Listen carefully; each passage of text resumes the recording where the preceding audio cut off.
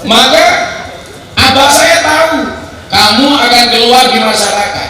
Santri, apa bedanya di pesantren sama di masyarakat? Nah, bedanya satu.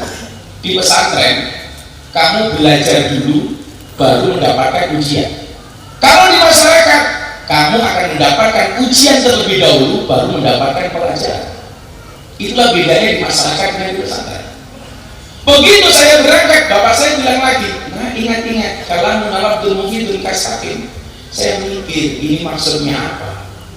Ternyata titik berat dari kalimat itu menurut pemahaman saya adalah pada kalimat mufid dan istaqim. Mufid, miftah dimanapun kamu berada harus berfaedah. Maka kemudian apa? Begitu saya di Jogja, kemudian saya sedikit merangkak dengan karir dakwah, bapak saya telepon lagi. Ingat-ingat, kamu insya Allah sudah berhasil dengan kalamun mufidun kastakim. Selanjutnya kamu harus ingat-ingat apa lirrofi wan nasbi wa jarrina sholat ka'arifina fa inna nanilnal. Saya mikir lagi, ini karepe opo? Padahal di pesantren saya nggak pernah diajari alfiah.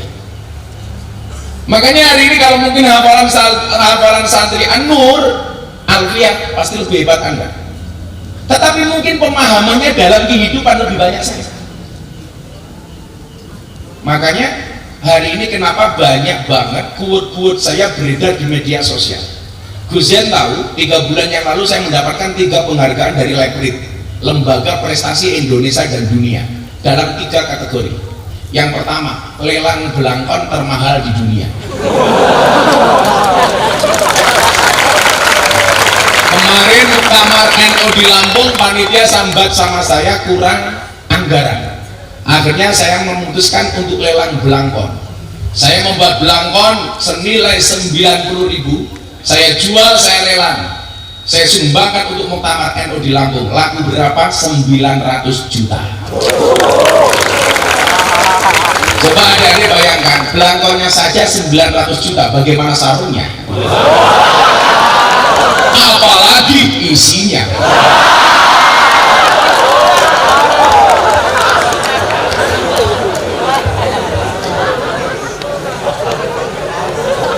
Pelajarannya satu hal dari belangkon 900 juta. Kulla syai'in idza kasura rahusa ilal adaba. Segala sesuatu kalau jumlahnya banyak itu pasti murah kecuali adab. Maka kalau kamu pengen mahal harganya, jadilah yang sedikit. Makanya Gus Zen benar, kiai itu banyak, tapi yang ngurusi lonte jarang.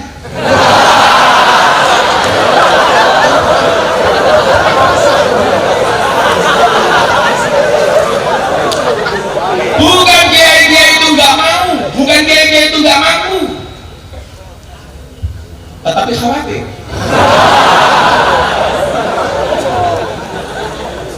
Mereka mau tapi nggak mampu. Kenapa? Mungkin berani masuk tapi nggak mau keluar.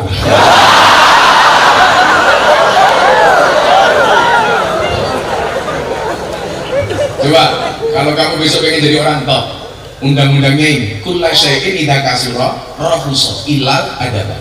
Segala sesuatu kalau jumlahnya banyak harganya murah kecuali adab. Kalau adab semakin banyak semakin bagus. Artinya apa? Kalau kita pengen mahal, jadilah yang sedikit. Kiai banyak, tetapi yang ngurusi lokalisasi klub malam sedikit. Siapa? Miftah. Berarti Miftah langka. Kalau langka berarti barang antik. Kalau antik harganya mahal.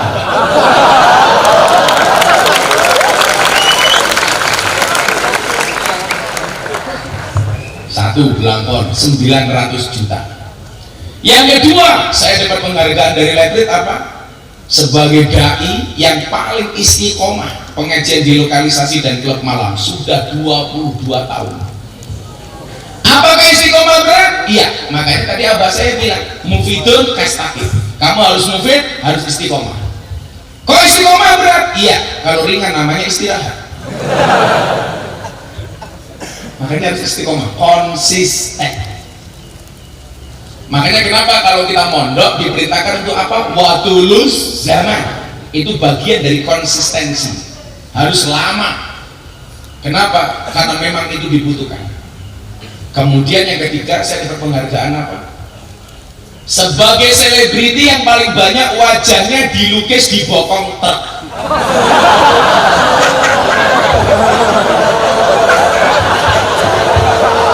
Hampir setiap hari saya dapat kiriman truk, bokongnya digambar wajahnya Gus Miftah. Sampai Pak Kiai Said memberikan julukan kepada saya apa? Pak Kiai Said bilang, Gus Miftah itu wali bokong truk. Karena gambar saya di bokong truk lebih banyak dibandingkan gambarnya Deddy Corbuzier, lebih banyak daripada Atta Halilintar, daripada Raffi Ahmad, dibandingkan dengan Nikita Mirzani.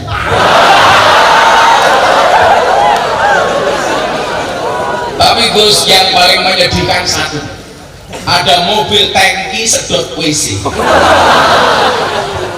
gambarnya Gus Miftah, dan quote-nya gak enak.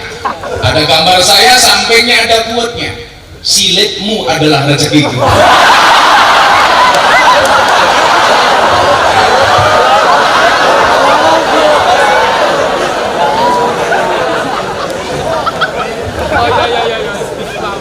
Ketika saya jadi bintang tamu di Metro TV di acara Kid Andy, disurvei, kenapa kok gambar saya banyak di bokong truk?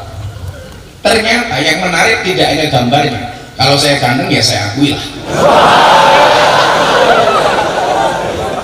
Sombong amat. Enggak sombong. Info.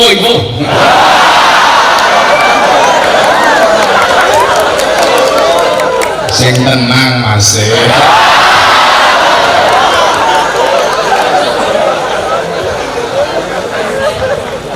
Kata Gusin kancane ya dipikir no Mas.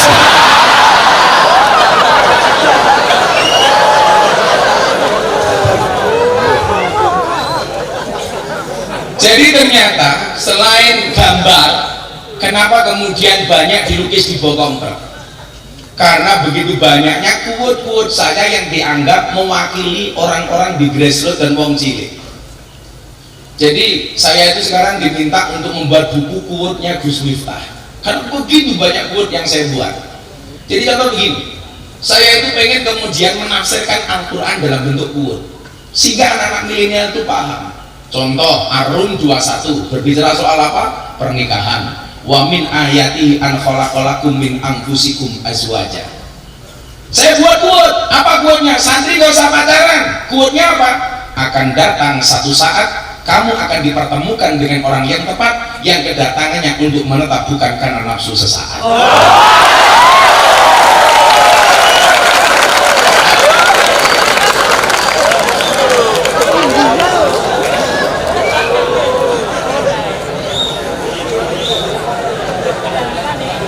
Ada ayat bunyinya apa? Fafirru ilallah, lari kepada kamu. Saya buat quote untuk anak-anak muda. Bila kamu rindu dengannya, jangan kamu sebut namanya, tapi sebutlah nama Tuhan yang menggenggam hatinya. Kalau kamu biasa aja, gak usah macam-macam, gak usah pacaran. Semua Allah menciptakan manusia berpasang-pasangan, betul? Itu artinya apa? Kalau kamu tidak punya pasangan, jelas kamu bukan manusia.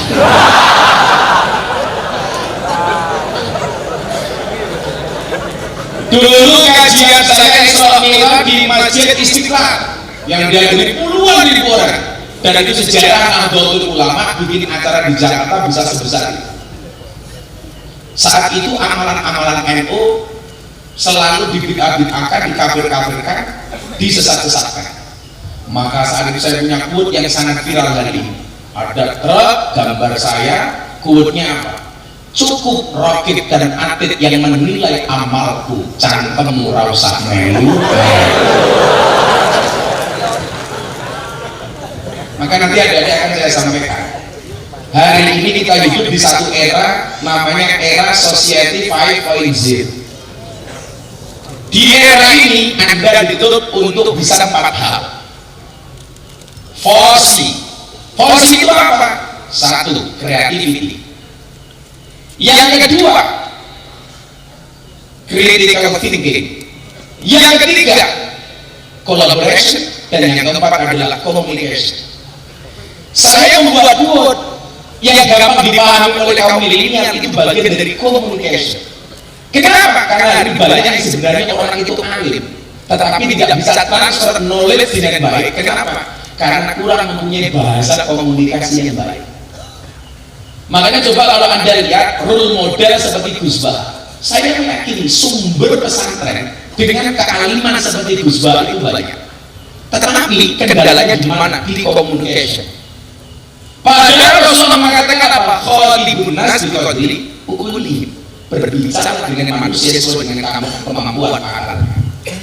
Dulu orang curiga saya ngaji di film malam, seolah-olah saya menghalalkan sesuatu yang haram. Oh tidak, al-halal bayyinun wal haram bayyinun. Perbedaannya di mana? Tentunya walaupun sama-sama dalilnya, aplikasi ketika ketemu dengan anak-anak klub malam berbeda ketika saya berbicara dengan anak-anak di dunia pesantren.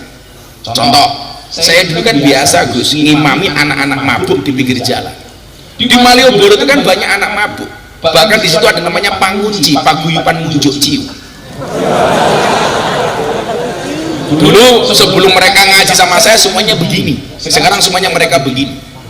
Jangan bilang alhamdulillah, dulu mereka begini pakai botol, sekarang begini pakai galon.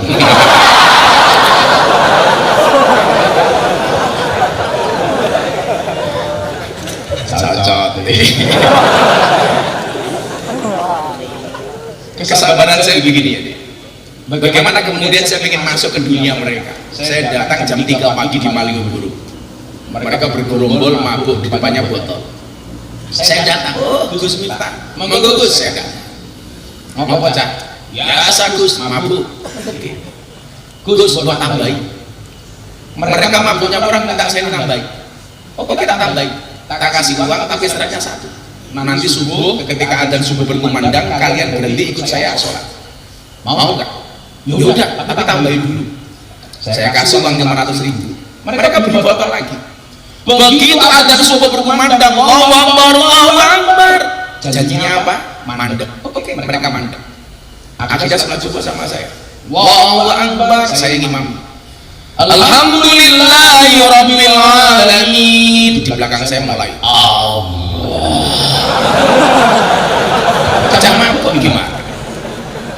Ghairil maghdubi alaihim waladdallin. Harusnya amin. Cama kok enggak? Ghairil maghdubi alaihim waladdallin.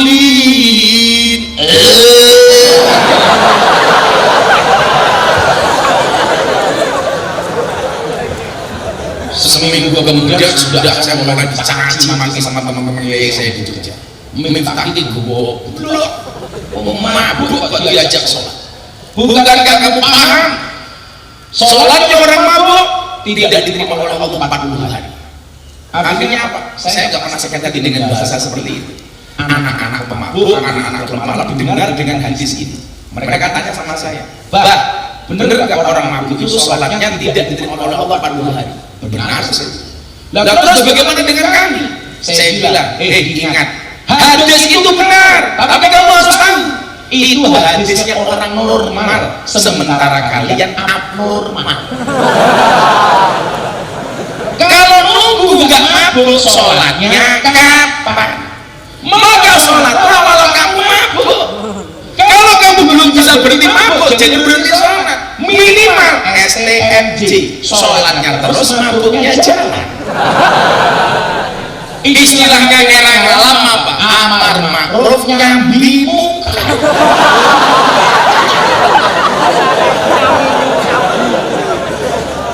Lalu mereka tanya sama saya, dapat pahala apa enggak? Ya mohon maaf Gus, ini tak bukan panitia pahala. Tetap sholat kalau kamu maksiat. Jangan berhenti sholat kalau kamu belum bisa berhenti maksiat. Tetaplah sholat walaupun kamu maksiat. Maka karena kedekatan saya dengan anak-anak ahli maksiat seperti itu, saya dapat juga apa? Presiden para pendosa. Rakyatnya siapa? Nyerahin barang ini. Siapa yang gak punya dosa? Makanya di truk itu paling banyak quote saya tentang pendosa. Contoh, ada truk Kamu yang takutnya apa? Jangan pernah menghina pendosa seolah-olah kamu tidak pernah berbuat dosa. Bisa jadi dosamu sebesar apa, tapi ampunan dari Tuhan lebih luas dibandingkan lautan. Pada akhirnya surga itu akan ditempati oleh ahli maksiat yang mau bertobat, bukan orang yang sok suci, namun pada akhirnya tersesat.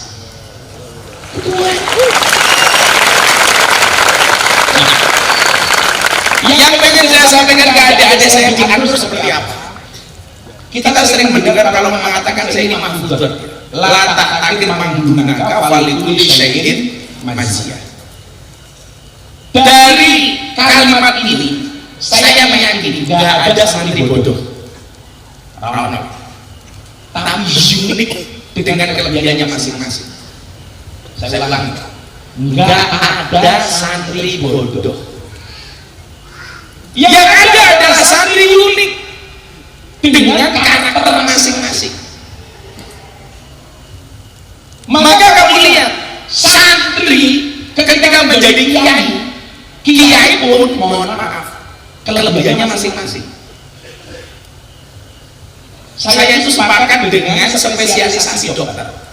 Dokter itu kan ada dokter umum, begitu dia kuliah lagi spesialis memunculkan dokter. Oh dia tertarik dengan telinga, maka muncul dokter spesialis THT. Dia tertarik dengan mata, spesialis mata. Dia tertarik dengan urusan dalam, dokter spesialis urusan dalam. Itu dokter. Walaupun saya mengatakan dokter itu sebenarnya nggak pintar. Buktinya apa? Setiap orang datang ditanya, kan belum.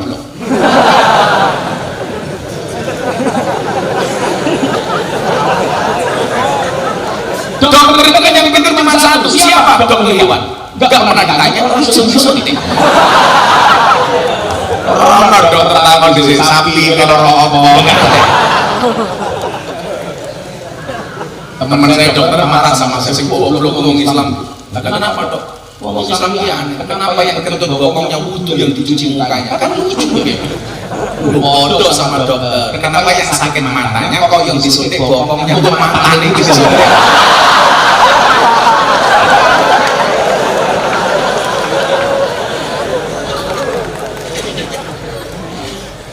Demikian juga dengan kiai. Kiai pun itu spesialis masing-masing. Orang kiai yang spesialis gampar, orang yang spesialis gampar di pesantren, dia badongan maupun sorogan di pesantren, itu biasanya mohon maaf bahasa panggungnya kurang bagus. Tapi sebaliknya, orang yang biasa manggung kayak saya, suruh badongan sebagus Brussel, saya juga gak bisa. Belum lagi nanti ada klasifikasi kiai suwo. Dan saya nggak mampu melakukan itu. Tapi kiai suwo orang ngaji yang berisa. Kenapa? Paling saya ingin masih. Demikian juga dengan santri. Kamu jangan merasa kemudian aku goblok. Maka yang pengen saya sampaikan apa? Mal-farqu bainar rojak wal ummiyah. Kata Ibnu Athaillah asalkan dari dalam kitab. Apa bedanya antara rojak dengan taman? Ar-roja itu maknanya adalah harapan. Taman ini atau ummiyah itu artinya angan-angan. Apa bedanya harapan karo angan-angan? Ibnu Athaillah menjawab, ar-roja ma qaranahu amalun wa illa fahuwa ummiyatun. Yang namanya roja atau harapan itu adalah satu keinginan yang disertai dengan perbuatan, yang disertai dengan ikhtiar, yang disertai dengan usaha. Kalau kamu punya keinginan tetapi nggak ada ikhtiar, nggak ada usaha untuk mencapai keinginan itu, itulah yang disebut dengan angan-angan. Pertanyaannya adalah kamu di posisi mana? Roja atau taman? Harapan atau angan-angan? Contoh orang harapan pengen jadi orang alim, belajar tenanan, merguru tenanan, ngaji kitab tenanan, peraturan pondok diikuti, manut karo kiai. Ada ikhtiar. Kalau kemudian besok sudah melakukan itu, kamu tetap tidak jadi kiai. Ingat, Allah tidak melihat hasilnya, tetapi melihat prosesnya.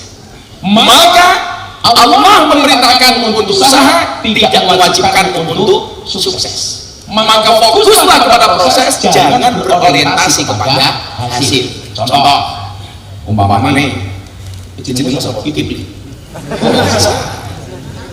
Tak pikir Ghibli.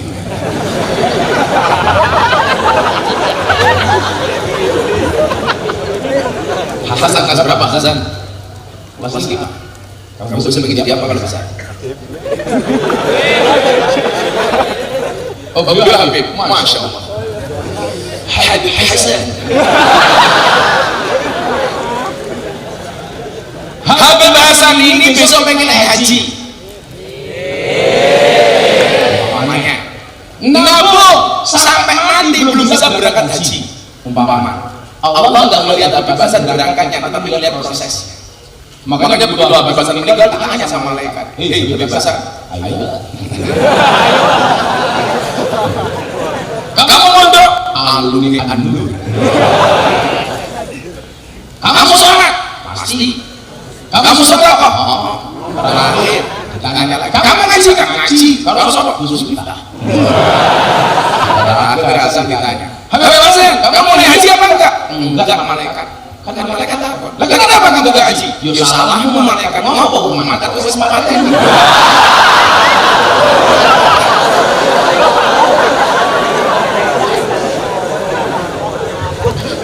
Balik malaikat tidak dari matane.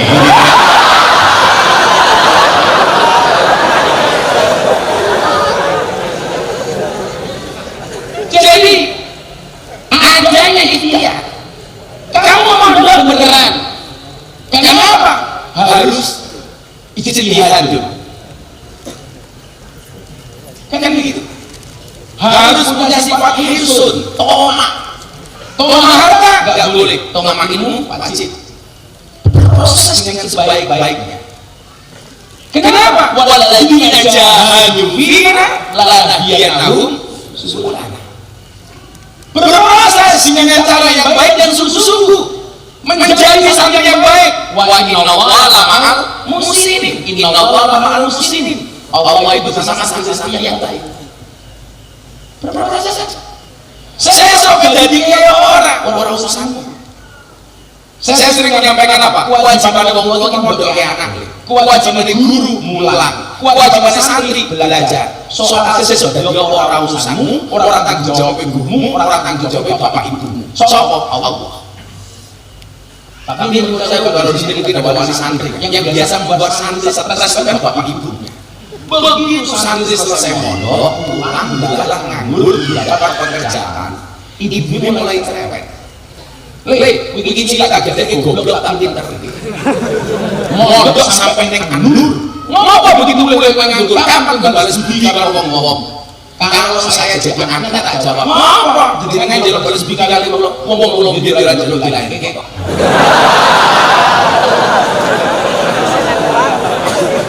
Ngomong jenengan biar gawe karo bapak aku orang rasake kowe.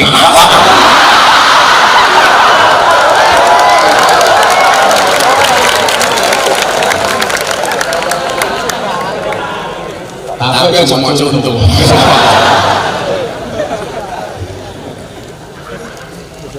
Orang tua itu gak usah membebani anak, tapi anak harus pengertian sama orang tua. Itu mencintai. Saya sebagai orang tua, saya nggak akan minta kepada anak. Kenapa? Karena Rasulullah mengatakan amaroni robbi sabaan. Salah satunya apa? Amaroni robbi Allah as'alamin ahadin syai'an. Tuhanku memerintahkan kepadaku untuk tidak minta-minta kepada siapapun, termasuk kepada anakku. Wong tua rasa jaluk karo anak, anak pengertian sama orang tua. Itu prinsip saya. Ya, kita ulangi ya. Wong tua kewajibannya mondok ke anak, guru kewajibannya mulang, anak kewajibannya belajar. Yang perlu kamu lakukan ketika di pesantren, berproseslah sebaik-baiknya. Ikuti aturan pesantren. Rule of the game-nya kamu ikuti. Taat kepada guru. Wasuhbatul ustadi. Saya kadang-kadang mikir begini. Kenapa kalimatnya itu ada ulama yang menggunakan kalimat wasuhbatul ustadi. Tapi di sisi lain ada kalimat wa irsyadul ustadi. Yang menarik ini kenapa menggunakan wasuhbah, bersahabat dengan ustaz. Ini sebenarnya bukan dalilnya santri kalau saya, tapi dalilnya ustadz, supaya lebih memahami karakteristik santri. Jadi gini ya, adik-adikku santri, kadang-kadang kita itu misdalil, atau ada satu dalil yang bisa dipahami dari berbagai sudut. Contoh di Jawa, surga itu terletak di bawah kaki ibu, al jannatu tahta aqdamil ummahat. Pertanyaan saya adalah, itu dalilnya anak apa dalilnya ibu?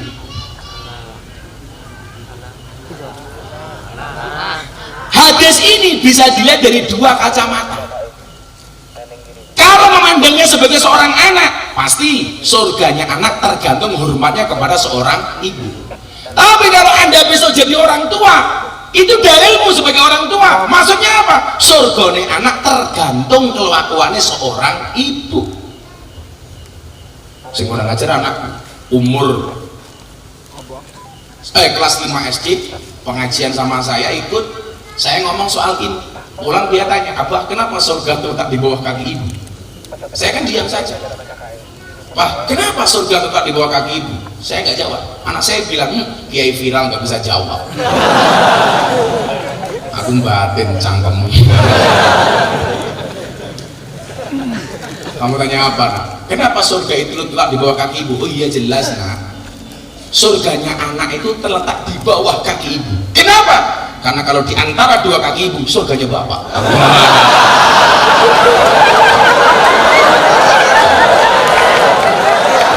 Gue paham san.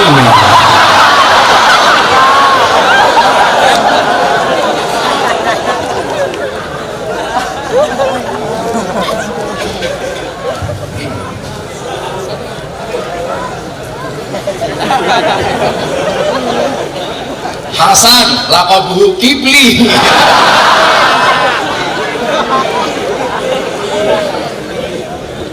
Habib Kibli. Allah, kopiku mana ya? Kopi yang panas. Sallu ala Nabi Muhammad. Oh udah dingin ya. Yang panas, jangan pernah kamu sesali kopimu dingin. Kenapa? Karena ketika hangat tidak pernah kau hargai.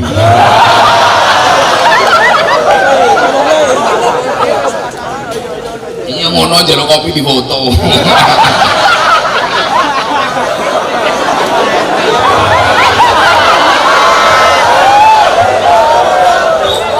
Allah. Sallu ala Nabi Muhammad. Ya sambil nunggu kopi selawatan dulu ya. Itu yang pakai batik anak-anak selawat. Hidupmu seperti batik ya. Kebanyakan pola.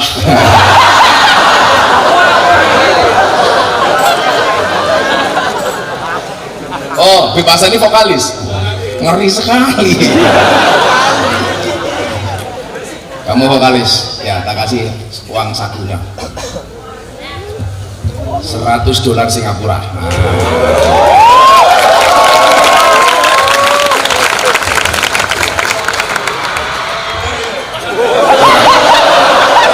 Santri putri itu kalau lihat uang pasti teriak. Itulah alasan kenapa semua pecahan mata uang itu ada gambar cewek menari.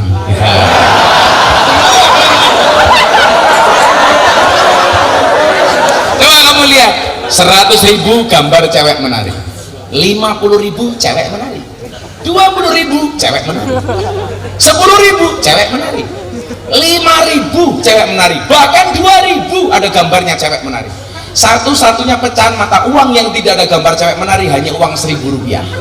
Pati murah bawa golok.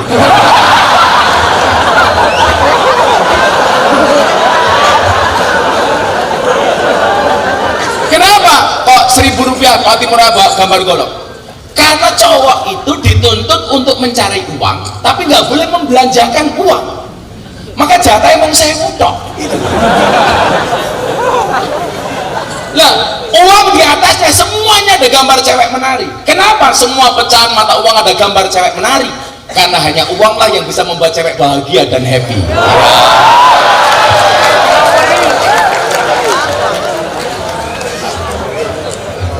Nggak ada istilah jadilah cewek matre, yang ada laki-laki miskin.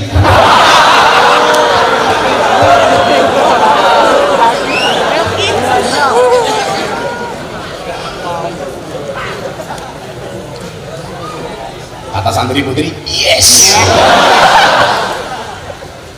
Santri putri, ingatlah, cantiknya wajahmu hanya akan membuat laki-laki menatap, tapi cantiknya akhlakmu akan membuat laki-laki menetap.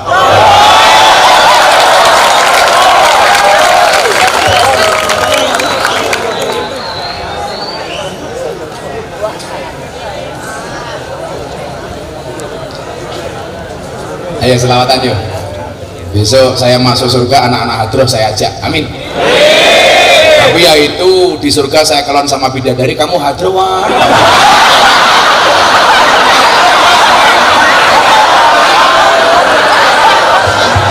Lumayan. Ngadro iki kelon kan lumayan.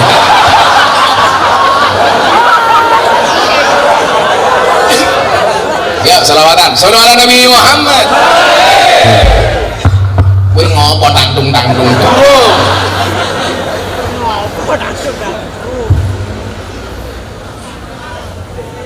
Mumpung panas diminum. Bismillah. Kamu tahu santri putri kenapa kopinya pahit? Karena manis yang kamu habiskan.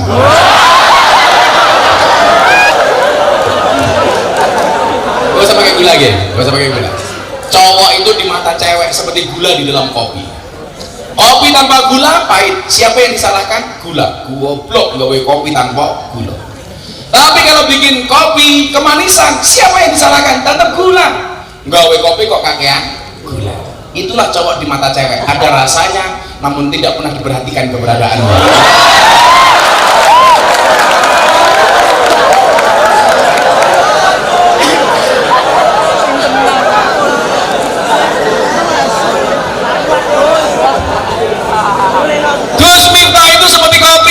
Pahit sih, tapi banyak yang mencintai. Codot. Ya, selawatan yuk. Selawatan yang gaul. Minta lagu apa? Lagu baru apa lagu lama? Baru, belum jadi.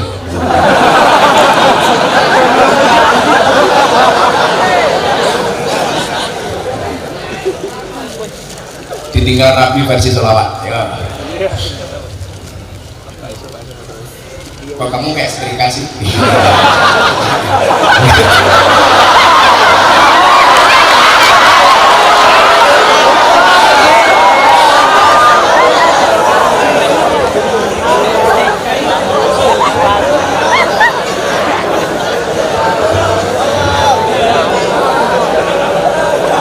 Santri putri di belakang, santri putri itu kayak usus, jauh di mata dekat di hati. Iya.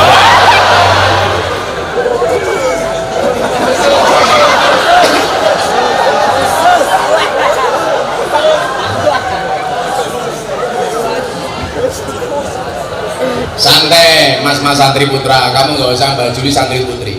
Kalau jodoh pasti ketemu. Ketemunya di mana? Di pelaminan. Sebagai apa? Sebagai tamu.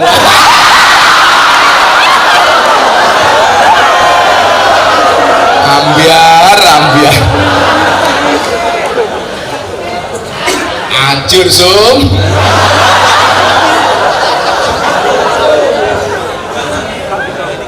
Sallu ala Nabi Muhammad. Atiku rasane loro,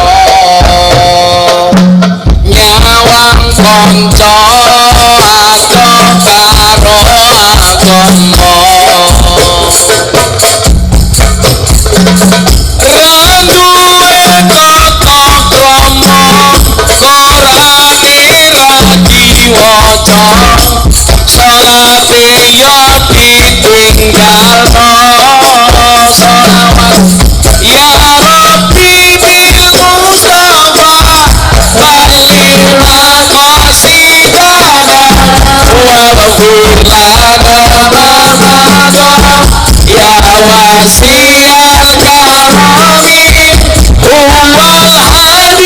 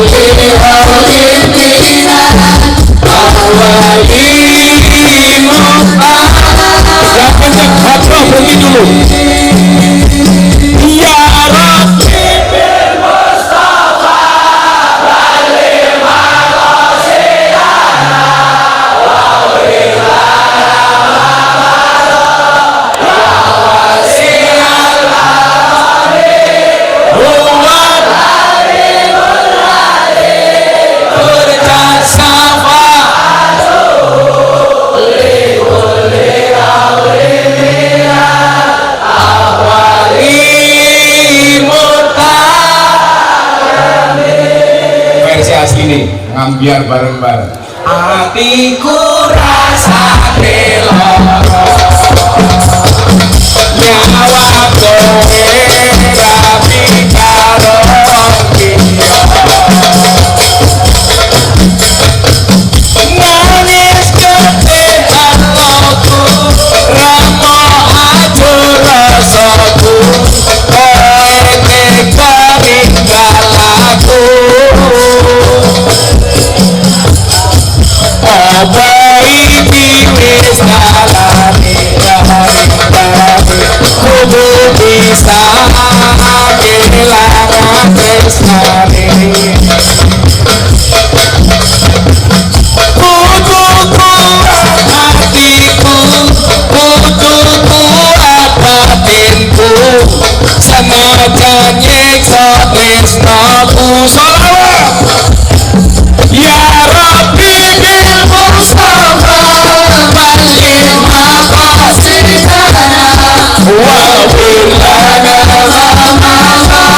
ya wasi'al karami huwal alimul hakim qad sama'tu likulli hawlin minal ahwali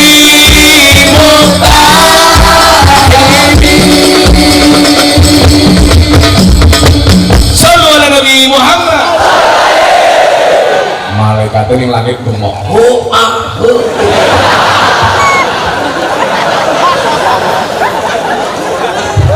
iya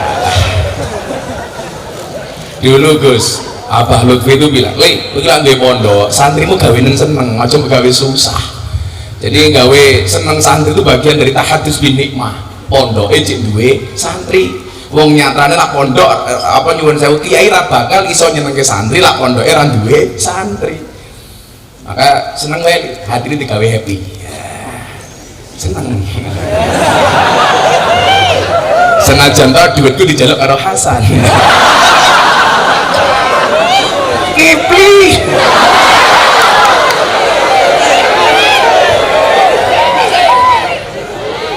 istilah apa ngaji alon aku ngaji alon marga sadar aku sapa santri sing nakal ra iso apa-apa aku ngaji alon marga sadar aku sapa ahli maksiat sing kakean dosa sapa Kipli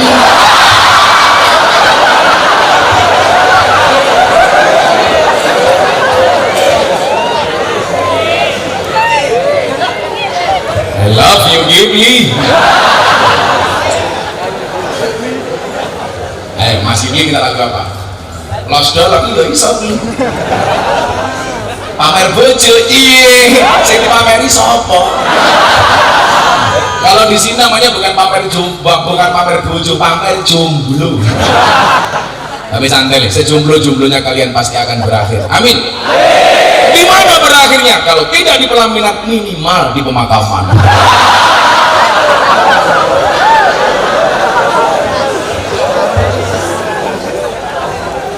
los dong dan lanjut lehmu maksiat Upukna seneng rasa mikir akhirat nanging elingono yen Israel nakokno kabarmu tandane iku ora rindu nanging pengen banget jabut nyawamu.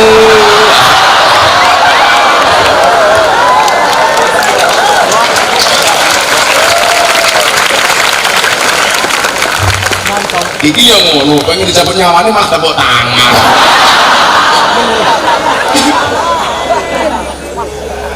Jadi ya, ini pengalaman adik-adik. Besok kalau kamu harus terjun ke sebuah daerah, wis toh, kowe iki ra ngalim ning anu, sesuk mulai ning kampung ngalim.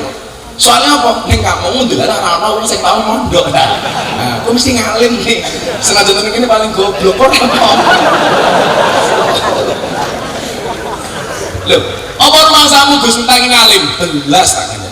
Sampai Mbah Dim itu ketika saya dikritik dulu soal saya ceramah di gereja, saya dibantai sama teman-teman Gus dan kiai yang lain. Mbah Dim bilang apa sama saya? Qalilum minal yaqin khairum min katsir minal ilmi wal amal. Mbah Dim, kowe kira ngalim tapi manfaat. Daripada wong sing ngaku ngalim tapi ora manfaate, njuk ngopo? Maka saya enggak pernah sakit hati. Dan Gus Zain jadi saksi bagaimana kemudian sekian tahun Gus Miftah viralnya berulang dari tahun 2018 sampai hari ini. 2018 viral ngaji di klub malam. Saya dikritik gara-gara pengajian dan sholawatan bersama mbak-mbak seksi. Sebenarnya nggak seksi, hanya salah kostum.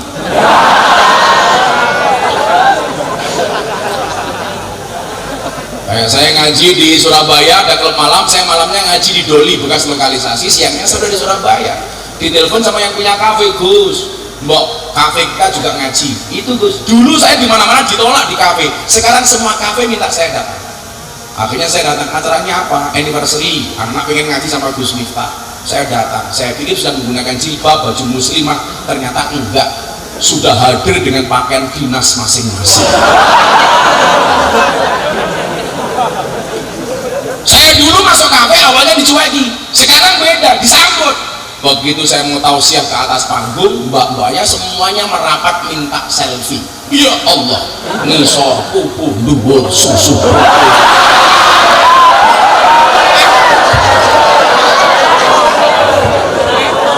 Itulah alasan kenapa saya harus menggunakan kacamata hitam. Supaya apa? Kalau ngelirik tidak kelihatan.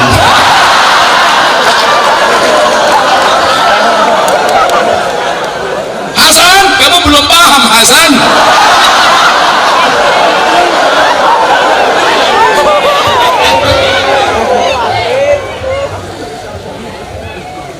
Tahun 2018, 2019 viral lagi. 21 Juni 2019 Deddy Corbuzier masuk Islam. Yang suka banyak, yang nggak suka banyak, biasalah. Hidup itu antara like and dislike, antara suka dan nggak suka. 2021 Ramadan tahun kemarin viral lagi, ceramah di gereja, viral, trending Twitter seminggu berturut-turut. Ceramah saya ditranslate dalam bahasa Inggris, sampai kemudian saya dapat undangan dari wali kota Los Angeles, Amerika Serikat. Persoalannya adalah yang ngalim belum tentu diundang, yang nggak ngalim diundang. Makanya saya bangga dengan ketidakngaliman saya. Pede ngapain? Kalau Allah kasih, Allahumma la mani'a lima apaita wala mu'tiya lima mana'ta. Hak prerogatifnya Allah kok Gus, gitu Gus. Makanya saya santai saja. Oh, saya dibully ya bisa-bisa. Dasar Miftah kafir. Tak jawab, enggak masalah, sahabat lagi.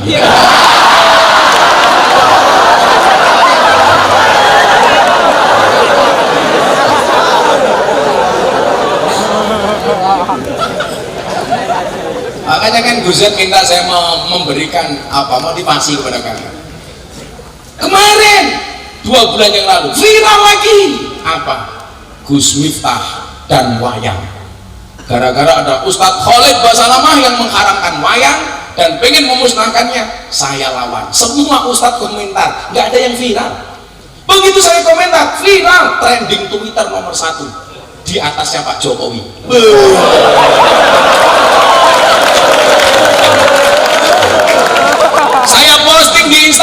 berapa yang komentar? 27.000. Cacian, makian, bulian. Sakit hati? Enggak. Kenapa? Komentarnya tidak pernah saya baca. Ya, dinikmati saja. Mereka membantai saya biar saya kena mental. Rono ceritanya. Ya. Ketika ada orang lain membicarakan kekuranganmu, membicarakan kejelekanmu, itu hanya sampai telingamu. Kalau kamu sakit hati, yang salah kamu. Kenapa? Karena kamulah yang memindahkan kalimat itu dari telingamu ke dalam hatimu. Betul? Kenapa Allah menciptakan dua tangan? Kita tidak bisa menutup semua mulut orang dengan kedua tangan kita, tetapi kita bisa menutup kedua telinga kita. Sing mau tutup ora cangkeme wong tapi kupingmu. Kalau ada orang membicarakan kejelekanmu, tersenyumlah. Kenapa? Karena kejelekanmu saja diperhatikan, apalagi kelebihanmu.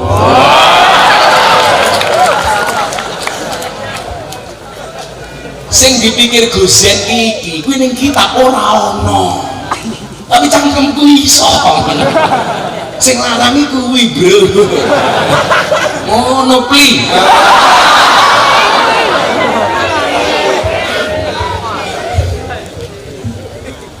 Sallallahu alaihi Nabi Muhammad. Lanjut ke materi tadi. Jadi kalau namanya roja, ya harus ada eksekusi, harus ada action, harus ada ikhtiar, ada usaha. Orang bilang begini, Gus, bisa nggak sih Allah itu menjadikan kita ngalim tanpa belajar? Iso, tapi tidak kepada semua orang.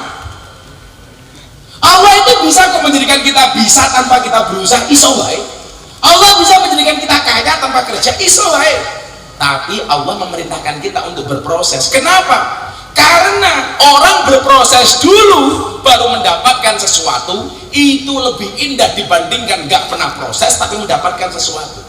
Ngopo-ngopo dhisik baru entuk opo-opo, kuwi luwih nyenengke daripada entuk opo-opo tanpa ngopo-ngopo. Mila ngopo-ngopo dhisik baru entuk opo-opo. Contoh, kelon dhisik baru meteng.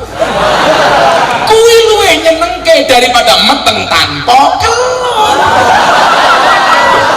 Kan ngono, Bro. Aja mau pikir pli aja. Urung tekan. Lho kan iya. Wis ndek bojo, menikmati proses dhisik baru istrimu hamil. Kuwi luwih nyenengke ora apa-apa kok meteng. Ya duntar codot. Lah ini kamu sekarang di pesantren, kowe ngopo-ngopo dhisik supaya entuk apa-apa. Walaupun memang sebenarnya manusia hari ini sudah dikatakan oleh Allah dalam Al-Quran, kuwi luwih penting apa tinimbang sapa. Coba dilihat ketika Nabi Yakub mau meninggal dunia, am kuntum syuhada'a id hadara Yaqubal maut. Apa kata dia? Id qala li banihi ma ta'buduna min ba'di. Kenapa kalimat tersebut menggunakan kalimat ma bukan man? Bukan siapa yang kamu sembah, tetapi apa yang kamu sembah. Karena Allah tahu manusia lebih mengutamakan apa dibandingkan siapa. Contoh pemilihan bupati, gue milih sopo, ora penting sopone, sing penting aku entuk apa. Padahal onone apa nggih nyuguh sapa? Lah ana sapa bakal entuk apa? Apa kuwi penting, sapa lebih penting. Lah kowe iki ning pondok menjadikan kamu siapa? Dadi sapa? Aja golek apa. Mila Imam Syafi'i begitu pulang ke Mekah, dia membawa ratusan ekor unta berikut oleh-oleh yang ada di punggungnya. Begitu pamit dari kota Baghdad, Imam Syafi'i mau pulang ke Mekah atas perintah dan seizin ibunya. Pulang. Bahwa akhirnya apa? Penduduk Baghdad semuanya memberikan oleh-oleh kepada Syafi'i. Ada yang unta, ada yang kurma, ada yang gandum, bahkan emas dan berlian untuk dibawa pulang ke Mekah. Jadi Allah merasa kaget nih. Lah ana kiai mulih disangoni, kuwi wis kan biyen tak kaya. Imam Syafi'i bilang ngene, "Mila dadi kiai. Aku malah kelangan njaluk kipli."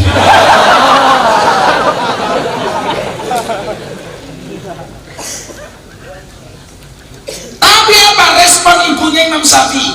Begitu mendekati kota Mekah, mau nyampe ke rumahnya ibunya Imam Syafi'i, Imam Syafi'i mengutus santrinya untuk menyampaikan kepada ibunya bahwa Imam Syafi'i hampir tiba di rumah. Bu, Imam Syafi'i sampun meh dugi, anakku tekan ngendi, sudah di perbatasan.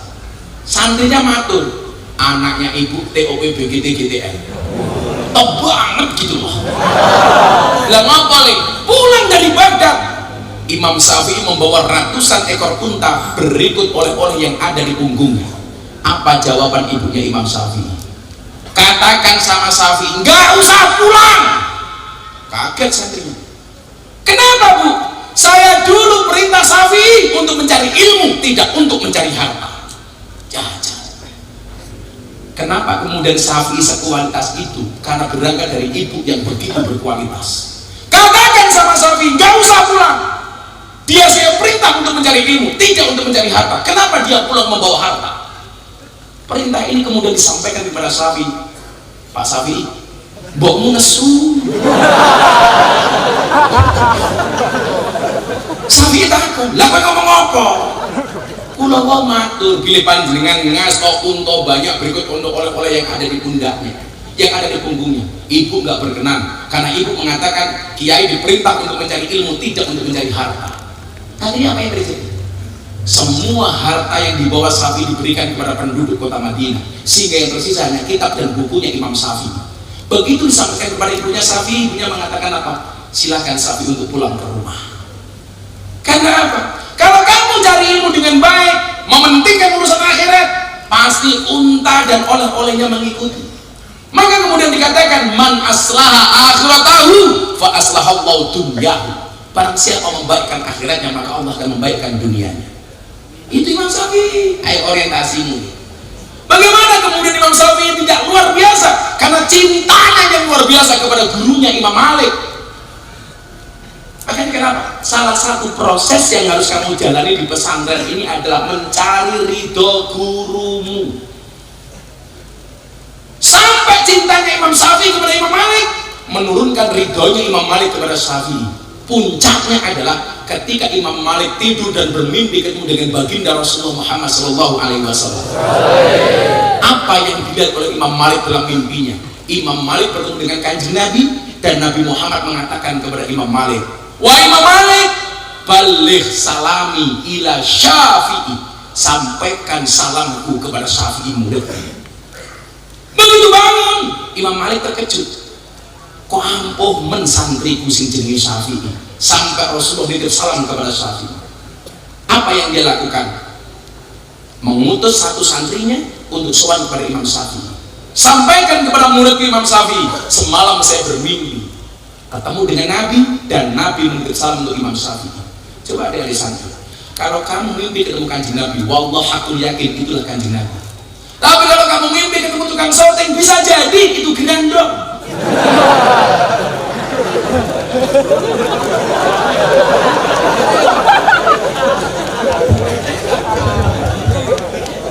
Yo ngono pede banget. Apa ini crossing gaya.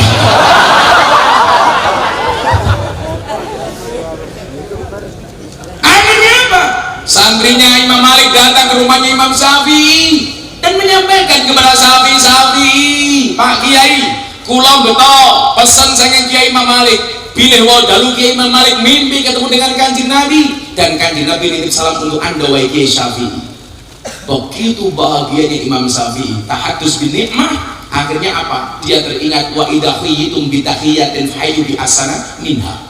Dikasih oleh santri ini, dicari jubah yang paling bagus. Ternyata jubah yang paling bagus yang dipakai oleh Imam Syafi'i. Jubahnya dicopot, diberikan kepada santrinya Imam Malik, dibawa pulang dengan penuh kegirangan, ketemu dengan Kiai Imam Malik. Kowe ngopo kok seneng banget? Saya dikasih jubahnya Imam Syafi'i. Apa kata Imam Malik? Boleh nggak pinjam jubahnya? Untuk apa dia? Jubahnya Syafi'i akan saya cuci dan air bekas cuciannya akan saya minum. Santrinya kaget. Ini pula murid depan jenengan dia bukan orang main-main. Sampai Nabi Muhammad titip salam kepada dia. Saya mau cari berkah dari Imam Syafi'i. Maka sebenarnya saya mulai kurang cocok dengan pandangan Khalid Basyarama. Ketika berbicara tabarukan itu tidak ada dasarnya. Waktu itu saya emosi, kenapa? Karena video klip yang ditampilkan di video itu Syekhuna Maimun Zubair. Bagaimana saya gak emosi? Dia mengatakan apa? Tabarukan ala NU, ngala berkah itu nggak ada dasarnya. Dan videonya Mbak Mun. Kalau videonya cuma saya, maafi muskilah. Never mind, no vote. Nah ini Mbak Mun bro. Bagaimana saya tidak emosi? Apa dia tidak melihat fakta ini ketika Imam Malik mencuci jubahnya Syafi'i kemudian meminum airnya? Maka begitu akhirnya Imam Syafi'i karena dapat ridho dari guru dan ibunya, sampai satu ketika Imam Syafi'i ngaji di Masjid Nabawi memberikan kajian kepada para santrinya. Imam Malik sembunyi-sembunyi mendengarkan kajian Imam Syafi'i. Begitu mendengar kajian Imam Syafi'i, apa yang dilakukan Imam Malik? Beliau menulis satu kalimat dengan menggunakan khat beliau yang begitu indah di Masjid Nabawi, di dinding Masjid Nabawi. Apa kalimat yang ditulis oleh Imam Malik? Man arada ilmun nafis fa'alaihi Muhammad bin Idris. Barang siapa ingin belajar ilmu-ilmu yang penting, hendaklah dia belajar dengan Imam Syafi'i Muhammad bin Idris. Pulang Imam Syafi'i keluar melihat khat gurunya yang tidak asing baginya. Ini khat Imam Malik. Imam Syafi'i menuliskan satu kalimat di bawah khat Imam Malik. Apa dia tuliskan? Wa kaifa yakunu dzalik wa ana tilmidu Malik. Bagaimana saya bisa menjadi seperti itu? Saya ini muridnya Imam Malik. Ayo. Kuncinya gimana? Keridoan orang tua, keridoan guru. Berproses. Contoh Miftahil, orang alim tapi cangkemnya payu. Mungkin Gusin tahu Miftahil kiai larang. Padahal orang alim. Iso dikontrak TV. Kipling bisa aja patroli.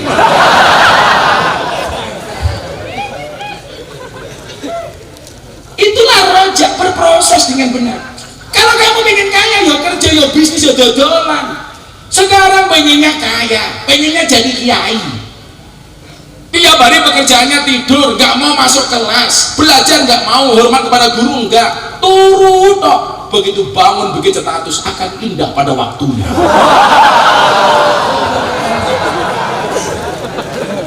Dan tangiyo turu miring. Ilmu mambu, obatmu dan diombe. Nah, bermimpilah dalam hidup, jangan hidup dalam mimpi. Saya ulangi, bermimpilah dalam hidup, jangan hidup dalam mimpi. Kalau ada orang lain mengatakan, kowe ngapa modal ning Anur, aku pengen jadi wong gede, pengen jadi wong sukses. Mungkin orang mengatakan apa? Mimpimu terlalu besar. Kalau ada orang mengatakan mimpimu terlalu besar, katakan kepada mereka, bukan mimpiku yang terlalu besar, tapi pikiran kalian yang terlalu kecil. Wes.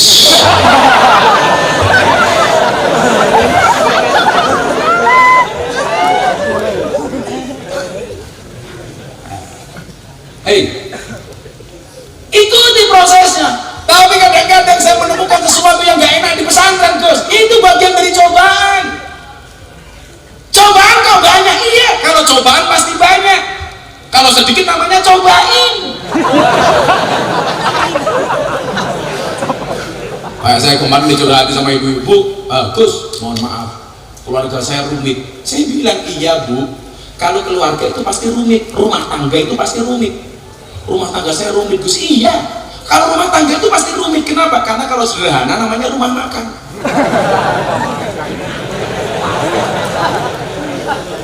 Makanya hidupnya Gus Miftah itu seperti rumah makan sederhana. Sederhana sih, tapi apa-apa ada. Sombong amat. Kancane ya dipikir no masih.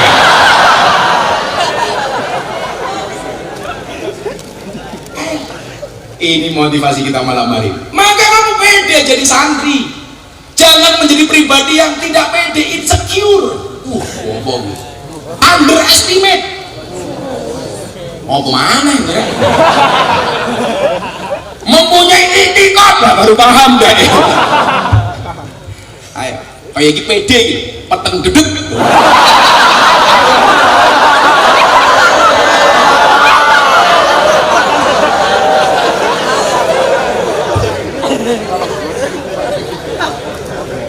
Apa boleh? teorinya anaknya Nabi Adam, sing lanang ganteng, sing wedok malah bojone elek, iya tak? Tapi lah sing lanang elek, sing wedok ayu, kan rupamu elek, ya tak?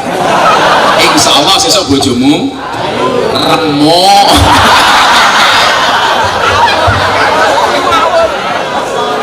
Ada-ada saja. Sholli wa sallim daiman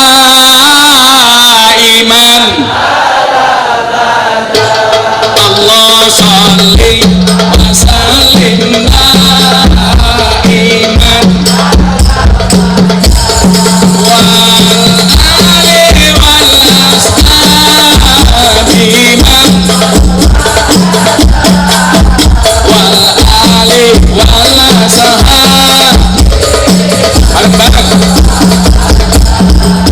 Sholli wa sallim daiman Sholli wa sallim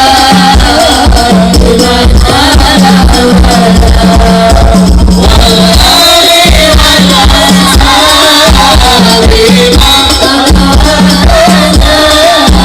wal ali wal ashabi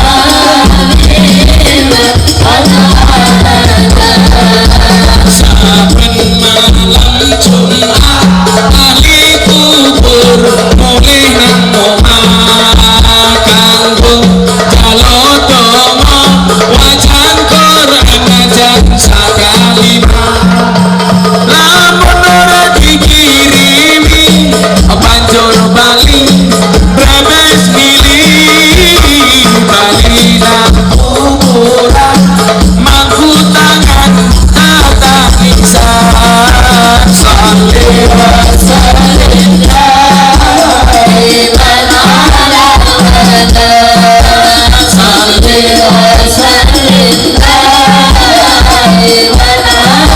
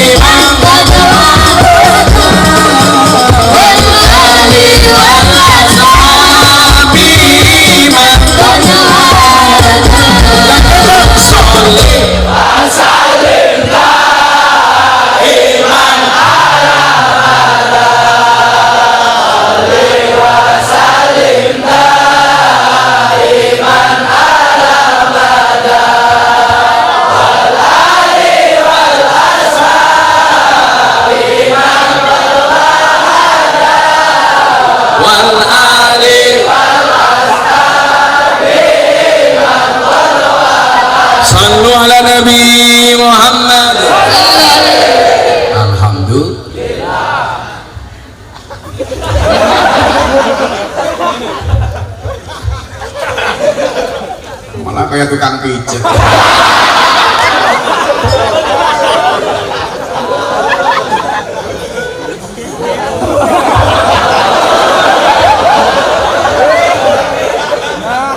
Tongkat kok kayak pidit.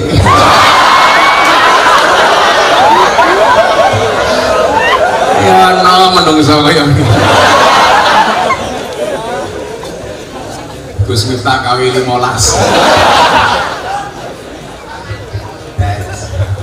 Mas siapa namanya? Semut. Mudah-mudahan Mas Semut panjang umur. Jadi orang sedunia mati, semut hidup sendiri. Ini ada lagu ini lagi, semut ireng.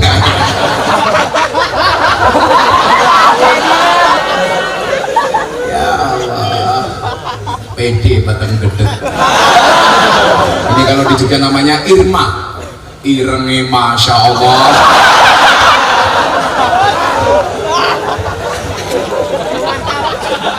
Saudara Nabi Muhammad. Jadi apa nih? Berproses dengan baik. Lah besok jadi apa? Kamu bisa jadi menjadi rofa. Bisa jadi kamu menjadi nasab. Bisa jadi kamu menjadi jer. Tapi apapun keadaannya, baik itu rofa, nasab maupun jer, jadilah seperti domirna, tidak berubah dalam semua kondisi dan keadaan.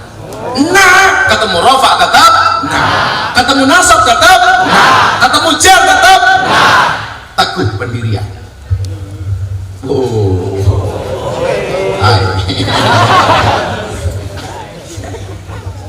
artinya apa? Kita harus pede menjadi santri. Kalau orang hari ini bertanya, jadi santri bisa jadi apa? Anda salah. Santri bisa menjadi presiden, Gus Dur. Bisa menjadi wakil presiden, Kiai Ma'ruf. Bisa menjadi gubernur, Bu Khofifah. Bisa menjadi wakil gubernur, Gus Yasin. Bisa menjadi Soebul Ma'ad, Gus Zain, Kiai Fathul Bari. Santri bisa menjadi kiai viral. Siapa?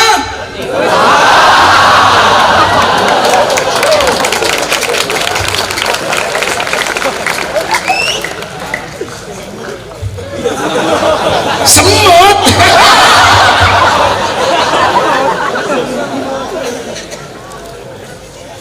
Ya nggak apa-apa. Nanti kalau Israel datang tak wakilkan semut dulu.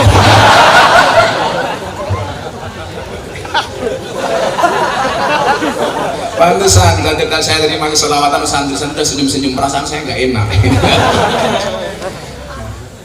Kuncinya apa? Idza sadaqal azmu wa duhas sabil. Kalau niatnya baik akan ada jalan. Bahkan kalau saya tak rubah, idza sadaqal azmu wa duhas subul, jalannya jauh lebih banyak kalau kita punya niat baik. Sama halnya kalau Allah kasih masalah, jauh hari sebelumnya Allah sudah kasih banyak solusi. Gembok tidak pernah dibuat tanpa kunci, masalah tidak pernah dibuat kecuali tanpa solusi. Sama, kita punya keinginan Allah akan kasih banyak jalan. Sing kurang ajar santriku. Sabil itu bahasa lainnya apa, Pak? Saya bilang torik. Kalau sabil mufrad jamaknya subul. Torik mufrad jamaknya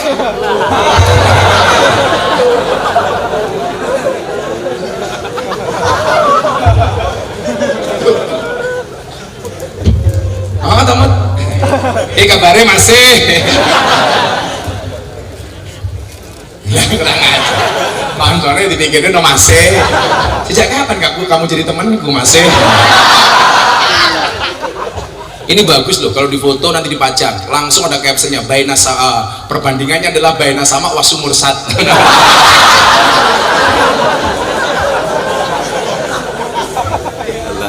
Hari ini ketemu orang yang menjijikkan, saudara-saudara.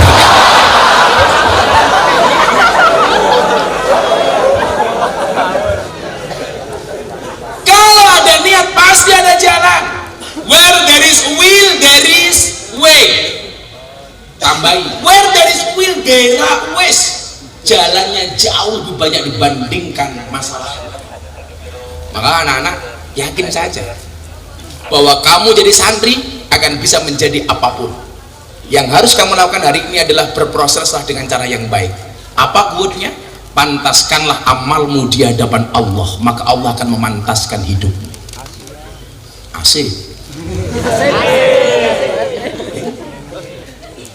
Hidup di dunia memang tidak semudah membolak-balikkan tangan, tapi yakinlah dengan tangan kita bisa membolak-balikkan dunia. Kamu harus pede, nak.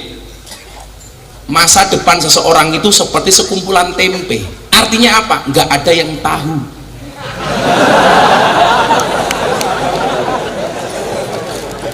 Maka jalanilah prosesmu di pesantren dengan ikhlas. Wa ma umiru illa liya'budullah mukhlishina lahuddin, sing ikhlas. Ikhlas itu cirinya apa? Diam. Karena kalau banyak ngomong namanya iklan. Ikhlas itu seperti keset. Saya ulangi, ikhlas itu seperti keset. Artinya apa? Diinjak-injak tetap welcome.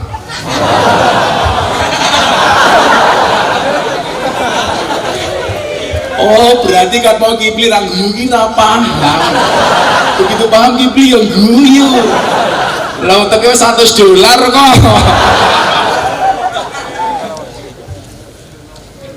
Ya. Tapi jangan pernah kamu kemudian membanding-bandingkan. Kalau urusan-urusan yang bersifatnya sepele dengan kawan-kawanmu, wow, koncoku transferane oke, aku ra ono, santai li. Kita hidup di atas bumi yang sama, tetapi di atas takdir yang berbeda. Wow. Kirimanmu iso podo nih. Kowe lak karah rekening, ya kudu menang ilmu nih. Taklukkan cewek bukan dengan I love you, tapi dengan kobil tuh.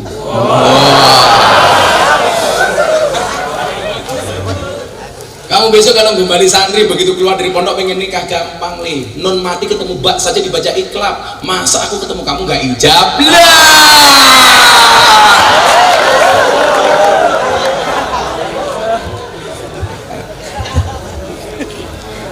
Makasih masih. Akhirnya anak-anak sekalian, masa depan kita besok seperti apa tergantung kita. Kowe ngopo cangkeme cawe itu kae. Kenapa?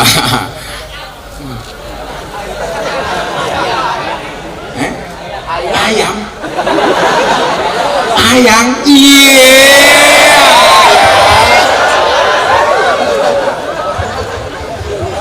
Tolong Bapak santri putri nanti pulangnya lewat jalan selatan ya. Kenapa? Karena perasaan kepadamu tidak bisa diutarakan.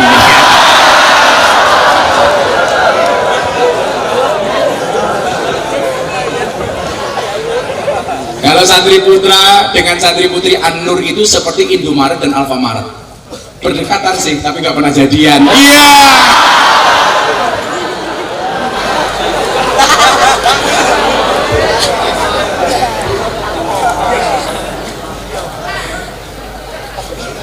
Santri putri ora dek jamu sing pahite garai Mario, mosok sing manis nggak lara ati.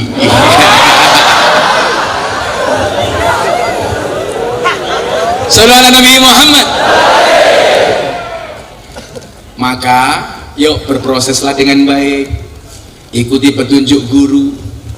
Insya Allah ketika Allah sudah ridho, saya sering mengatakan kalau kamu yakin akan ada pelangi setelah hujan, maka kamu harus lebih yakin akan ada kebahagiaan setelah perjuangan. Amin Allahumma amin. Dan ingat, kenapa kaca mobil bagian depan itu pasti lebih besar dibandingkan kaca spion?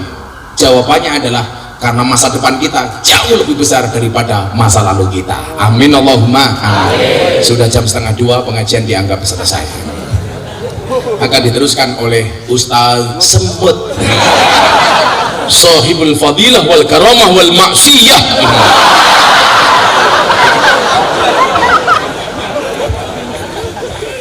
Yuk ditutup dengan selawat Hasbi Rabbi bareng-bareng. Hasbi Rabbi Jalallah ma fi qalbi ghairullah Nur Muhammad sallallahu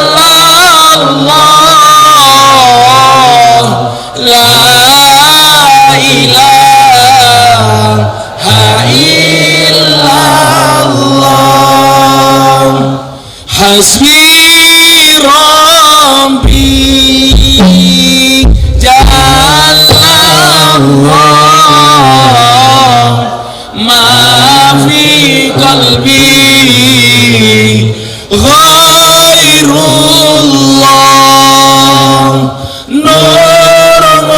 Muhammad sallallahu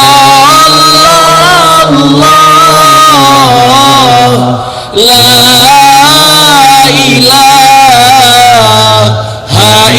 illallah hasbi rabbi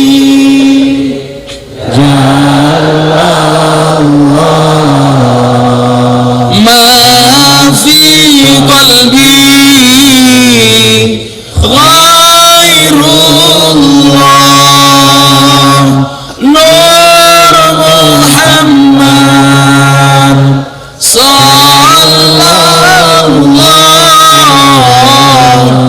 la ilaha